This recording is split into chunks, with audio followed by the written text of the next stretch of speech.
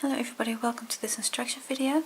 This video is for the gauge swatch, gauge flower of the Natural History CAL. This CAL has been designed by Christina from A Spoonful of Yarn and is the Scheepjes CAL2020, in which we'll be making a beautiful floral blanket. The yarn that I'm using is Scheepjes stonewashed yarn. I've got one of the stonewash kits, but you can also have one of the color crafter kits. So check your kit exactly which color is which number, because that really is important in this project, because there are different versions available. In this video I'll show you exactly how to make the first part of the pattern, which is also the gauge swatch.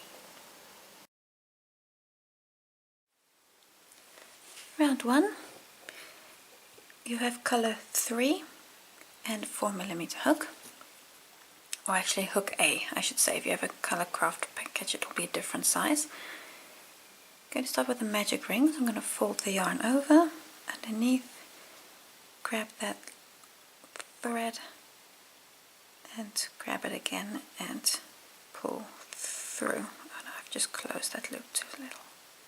There we go. If you prefer, you can also do a starting chain and closing with the slip stitch, but the pattern says a magic ring. Chain 3. This counts as your first treble, and now in the ring 11 more trebles. So 1, 2, 3, 4, 5, 6, until you have 11, 7, 8, and pull a bit more, 8, 9, 10, and this is the last one, 11. So with that starting chain 3 you now have 12. Grab the yarn tail, the starting yarn tail here, and then pull this ring closed. And don't pull too tight, because I have had this this yarn tail just snap off if you pull it too tight. So pull that ring closed and then close here on the starting chain 3. So there's a starting chain 3 on the top of that. Close with a slip stitch. There we go. And now you're ready for round 2.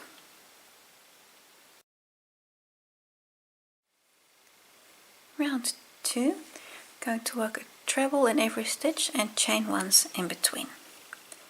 So start with a chain 4, 2, 3. The first 3 chains is the treble, and then you need chain 1. And now you're going to work a treble in the next stitch and chain 1, and then a treble in the next stitch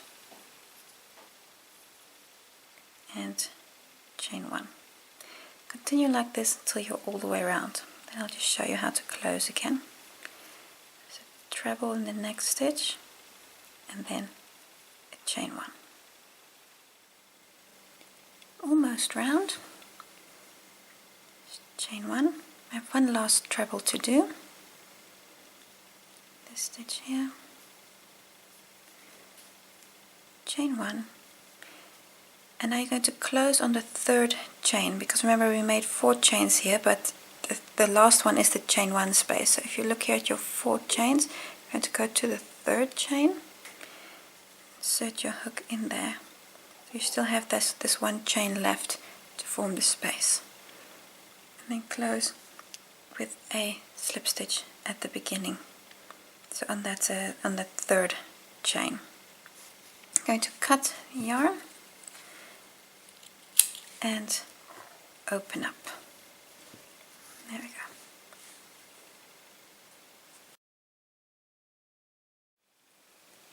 Round 3, I have color 2 on my hook with a slip knot, and we're going to start in any chain space, any chain 1 space, and we're going to work 3 trebles in every chain space. I'm just going to start in this space. It really doesn't matter where you start. And we're going to start with a standing treble. So I'm just going to yarn over on my hook and hold on to these loops.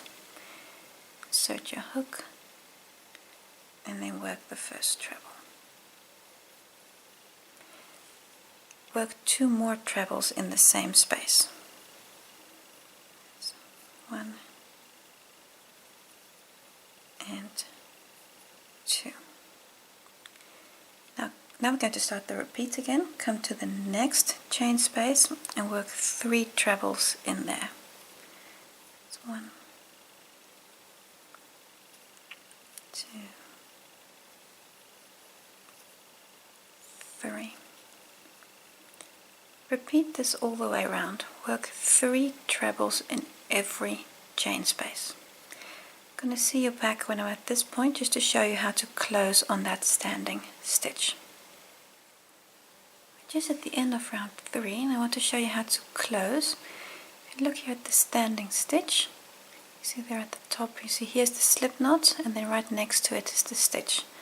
Then in that stitch, just next to the slip knot, insert your hook and close with a slip stitch. The slip knot will now fall to the back of your work. Now you're ready for round 4. Round 4, I'm going to continue with the same color. I'm going to start with a chain 1. This chain 1 does not count as a stitch. We're now going to work in between the groups of 3 trebles that we worked. So you see here, there's this natural space kind of between the 3 trebles. It's just exactly above the trebles from a few rows down. That's the space where we're going to be working. Now the first, I'm going to work a double crochet between the 3 treble groups that we just worked. So we're kind of going to come down, and in that chain space there, or that's not really a chain space, it's more like a space, work a double crochet. Now I'm going to skip the 3 trebles and come to the next opening here. It's kind of an opening. I'm going to work 6 trebles in there, and this is also the start of our repeat. So in there work 6 trebles. That's 1. It's going to be like a little shell. 2, 3, 4, 5. 6. I've got those 6 trebles in that between the 3 treble groups. Now come to the next space between 3 treble groups. Okay, so if you just push your finger in there, you see that space, or opening I should say, and in there work a double crochet. And this you're going to repeat all the way around. So work a shell and then work a double. I'll show you the repeat once more, and then you can do the rest without me. I'll just show you the closing at the end. So in the next opening here, work 6 trebles for a new shell. That's 1, 2, 3, 4, 5, and 6. Here I've got the 6 trebles, and now come to the next opening between 3 treble groups and work a double crochet in there. Going to repeat this all the way around. You've now done 2, you need to do 4 more, and then I'll see you after you've worked those last 6 trebles in that space, and then I'll show you just how to close the round. When you're all the way around, you'll have your 6 trebles here, and then the next space already contains that very first double crochet we made, and you're going to close on that first double crochet with a slip stitch. So just insert your hook into the stitch and close. You can cut your yarn fasten off, and then we're ready for the next round. Round 5.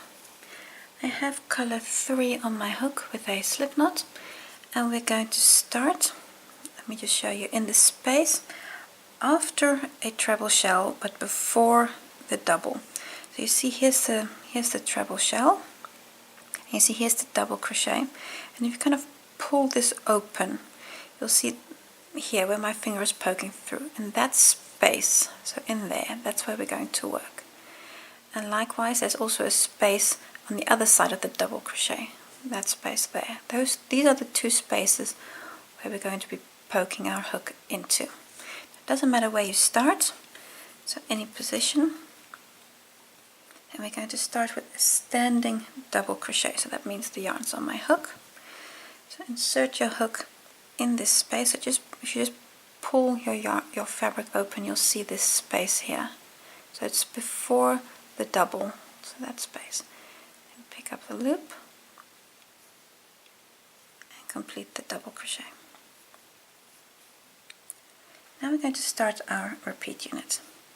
Just chain 3, 1, 2, 3, and now come to the, you're going to skip the double crochet that's here, and then come to the next space. So that's the space where my finger is trying to poke through. So that space, insert your hook and work a double crochet in that space. We're now going to work back post half trebles around the 6 trebles that make up the shell. And the first one can be a bit tricky. I'm going to yarn over for the half treble, then come around that first treble. And that first one is often the most difficult. So around that first treble, so that's a back post, half treble. Yarn over and come around the next one. This is all still a bit small and fiddly, I know. That's 2.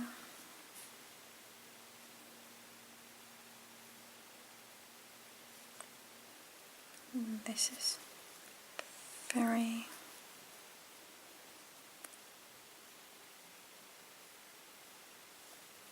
This here is 4. You've got 2 more trebles to go. 4. So it's around the post of the stitch.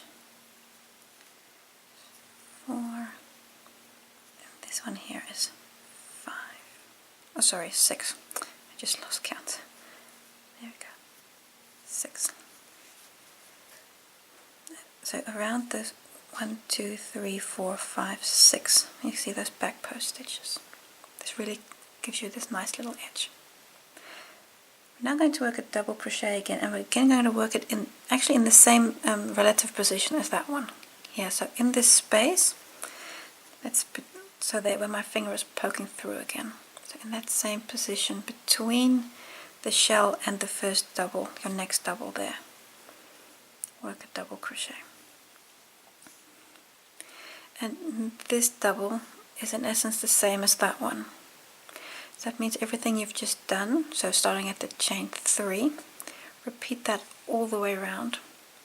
And when you're here, after you've worked your last back post, you're going to close on your standing stitch, and you're going to do that in the same way as before. You're going to close on your standing stitch here with a slip stitch, and then you can cut your yarn. When you're at the end of round 5, work away your yarn tails, which I've already done here, so it looks nice and neat. Work away your yarn tails so we can look at size. When you're at the end of round 5, you've finished your gauge swatch. And at this point it's important to see what size you have. Now your gauge swatch, I'm just going to extend my tape measure. I should measure for the stone wash, because I've got the stone washed here.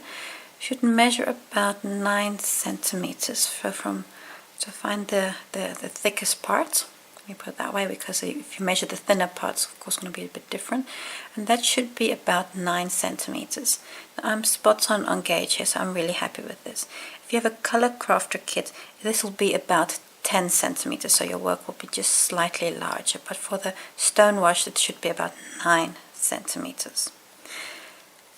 This gauge swatch, these are the first 5 rounds of the pattern, so don't throw this away. You're going to continue with this for the rest of the pattern as well. That brings us to the end of this video in which we made the gauge swatch. Next week we'll continue with the rest of the blanket.